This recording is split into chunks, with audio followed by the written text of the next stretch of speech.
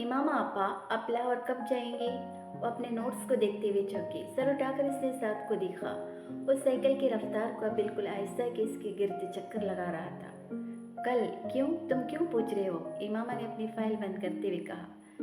जब आप चली जाती है तो मैं आपको बहुत मिस करता हूँ, वो बोला। क्यों? इमामा ने मुस्कुराते हुए पूछा। क्योंकि आप मुझे बहुत अच्छी लगती है और आप मेरे लिए बहुत से खिलौने लाती हैं और आप मुझे सैर करवाने लेकर जाती हैं और आप मेरे साथ खेलती हैं, इसलिए, इसने तफसीली जवाब दिया। आप मुझे अपने साथ लाहौर नहीं ले जा सकते? इमामा ने अंदाज़ा नहीं कर सकी तजवीज़ थी यह सवाल।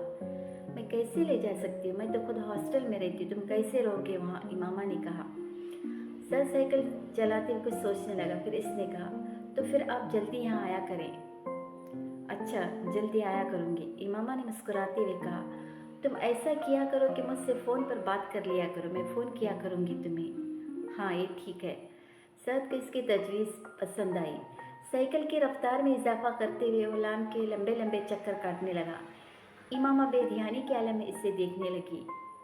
वो इसका भाई नहीं था। 5 साल पहले इनके घर आया था। कहाँ से आया था इसके बारे में वो नहीं जानती थी, क्योंकि इसे इसके बारे में सब कोई तजस्सुस नहीं हुआ था, मगर क्यों लाया गया था वो अच्छी तरह जानती थी। सद अब 10 साल का था और घर में बिल्कुल घुल मिल गया था। इमामा से वो सबसे ज़्यादा मानूस था। इमामा को इस पर अक्सर तरस आता। तरस की वजह इसका लावारिस होना नहीं था, तरस की वजह इसका मुस्तकबिल था। इसके 2 चचाओं और एक ताया के घर भी इस वक्त इस तरह के गोद लिए हुए बच्चे पल रहे थे। वो इनके मुस्तकबिल पर तरस खाने पर मजबूर थी। फाइल हाथ में पकड़े साइकिल पर लॉन में घूमते साथ पर नजरें जमाए किसी गहरी सोच में डूबी हुई थी। इसे देखते हुए इसी तरह की बहुत सी सोचें में उलझ जाती थी, मगर इसके पास कोई हल नहीं था। वो इसके लिए कुछ नहीं कर सकती थी। वो चारों इस वक्त लाहौर के रेड लाइट एरिया में मौजूद थी। इनकी उम्रें 18-19 साल की लगभग थी और अपने हुलिये से वो चारों अपर क्लास के लगते थे, मगर वहाँ पर न इनकी उम्र कोई नुमाया कर देने वाली चीज़ थी, न इनकी अपर क्लास से ताल्लुक़ रखने की इम्तियाजी खसूसियत, क्योंकि वहाँ पर इनमें से भी कम उम्र लड़के आते थे और अपर क्लास इस इलाके के मुस्तकिल कस्टमर्स में शामिल थी। चारों लड़के रेड लाइट एरिया की टूटी हुई गलियों से गुजरते जा रहे थे। 3 लड़के आपस में बातें कर रहे थे, जबकि सिर्फ चौथा कदरे तजस्सुस और दिलचस्पी से चारों तरफ देख रहा था। यूं लग रहा था जैसे वो पहली बार वहाँ आया था और इन तीनों के साथ थोड़ी देर बाद होने वाली इसकी गुफ्तगू से जाहिर हो गया था कि वाकई वहाँ पहली बार आया था। गली के दोनों अतराफ में खुले दरवाजों में बनाव सिंगार किए नीमोरियाँ कपड़ों में मलबूस हर उम्र हर शक्ल की औरत खड़ी थी। सफ़ेद, सांवली, सियाह, गंध में बहुत खूबसूरत, दरमियानी और मामूली शक्ल और सूरत वाली। गली में हर शक्ल और उम्र का मर्द गुजर रहा था। वो लड़का वहाँ से गुजरते हुए हर चीज़ पर गौर कर रहा था। तुम यहाँ कितनी बार आई हो? चलते चलते इस लड़के ने अचानक अपने दाएं तरफ चलने वाले लड़के को मुखातिब करते हुए कहा। वो लड़का जवाबन हंसा। कितनी बार? ये तो पता नहीं, अब तो गिनती भी भूल चुका हूँ। अक्सर आता हूँ यहाँ पर, इस लड़के ने कदरे फखरी अंदाज में कहा।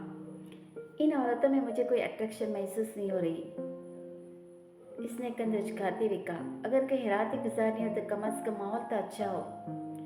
ये तो बहुत ही गंदी जगह, इसने गली में मौजूद गड़ा और कूड़े के ढेरों को देखते हुए कुछ नागवारी से कहा।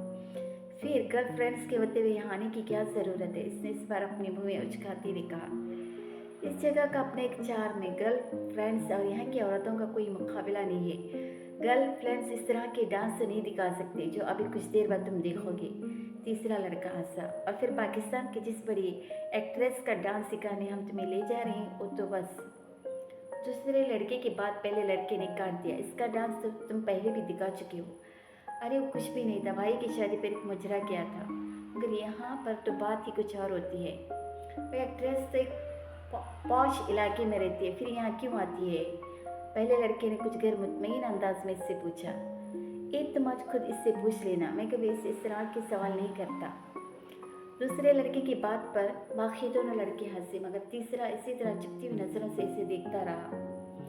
इनका सफ़र बिलाखिर इस गली के आखिर में एक इमारत के सामने ख़त्म हो गया। इमारत के नीचे मौजूद दुकान से तीनों लड़कों ने मोती के बहुत से हार खरीदे और अपनी कलाइयों में लपेट लिए। एक हार दूसरे लड़के ने इस लड़के की कलाई में भी लपेट दिया, जो वहाँ आने पर एतराज़ कर रहा था। फिर इन लोगों ने वहाँ से पान खरीदे, तंबाकू वाला पान। दूसरे लड़के ने इस लड़के को भी दिया जो शायद ज़िंदगी में पहली बार पान खा रहा था।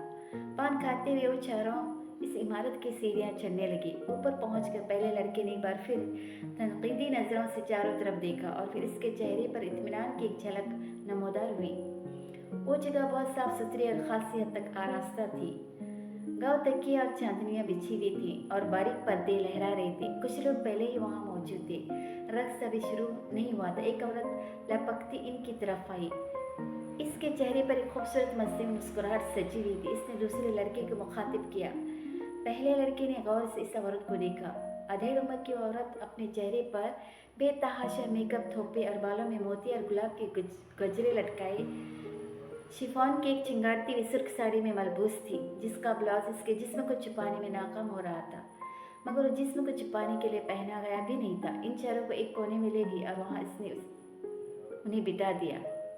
पहले लड़के ने वहाँ बैठते ही मुंह में मौजूद पान इस गुलदान में थूक दिया जो इनके करीब मौजूद था, क्योंकि पान मुंह में होते हुए इससे भी बात करना मुश्किल हो रहा था। पान का जायका भी इसके लिए कुछ ज़्यादा खुशगवार नहीं था। तीनों लड़के वहाँ बैठ मध्यम आवाज़ में बातें करने लगे, जबकि पहला लड़का इस हॉल के चारों तरफ मौजूद गाँव तकियों से टेक लगाए हुए लोगों को देखता रहा, जिनमें से कुछ अपने सामने शराब की बोतलें और नोटों की गड्ढियाँ रखे बैठे थे। इनमें से अक्सरियत सफ़ेद लट्टे के क्लिप लगे कपड़ों में मलबूस थी। इसने ईद के इज्तिमात के अलावा आज पहली बार किसी और जगह पर सफ़ेद लिबास पहनने वालों का इतना बड़ा इज्तिमा देखा था। खुद वो अपने साथियों की तरह सियाह जींस और इसी रंग के आधू बाजों वाली टी शर्ट में मलबूस था। इनकी उम्र के कुछ और लड़के भी वहाँ उन्हीं की तरह जींस और टी शर्ट्स में मलबूस थे। थोड़ी देर बाद एक और इस तरह चीखते चंगारते रंगा वाले कपड़ों में मलबूस वहाँ आकर हॉल के दरमियान में बैठकर एक गज़ल सुनाने लगी थी। इसके साथ कुछ साजिंदे भी थे। वो गज़लें सुनाने और अपने ऊपर उछाले जाने वाले कुछ नोट उठाकर वो खासी खुशी और मुतमईन वापस चली गई।